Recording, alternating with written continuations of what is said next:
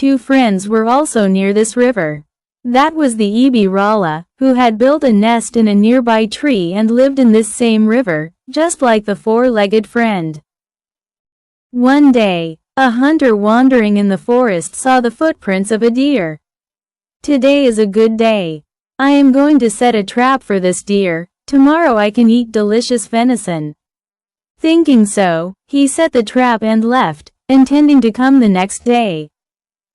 A baby deer, which had come to the river to drink water as usual, was caught in the hunter's trap and cried out with no way to escape.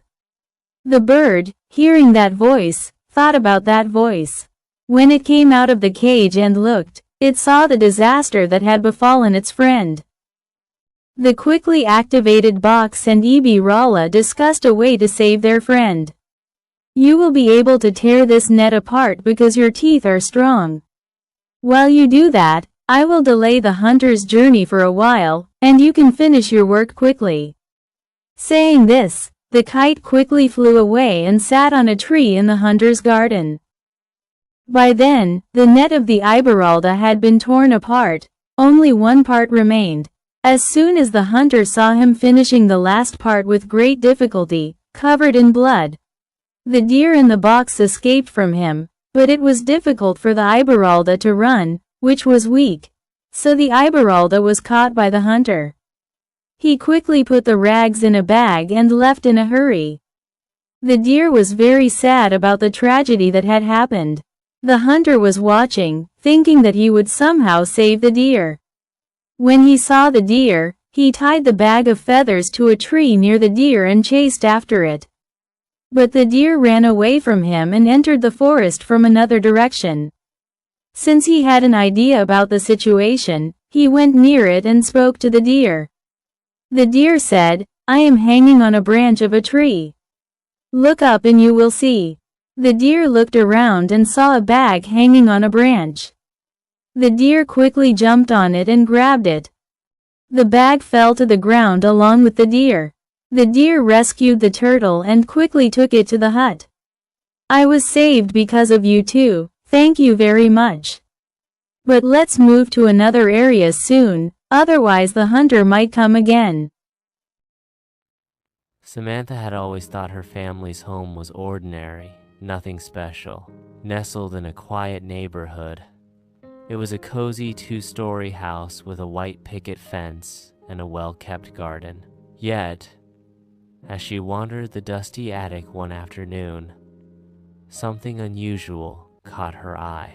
In the far corner, beneath a pile of forgotten boxes, she noticed a narrow trapdoor hidden under the floorboards. Curiosity piqued. She knelt down and pulled it open.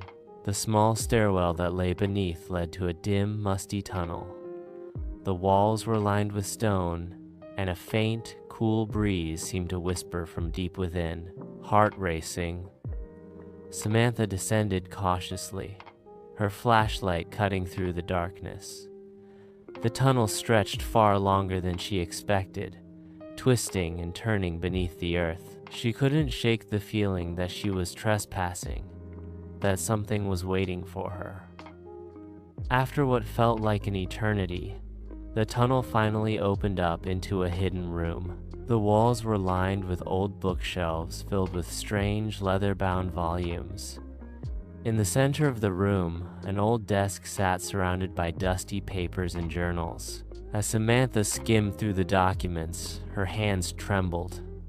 The records spoke of forbidden rituals and secret societies, her family's name mentioned repeatedly.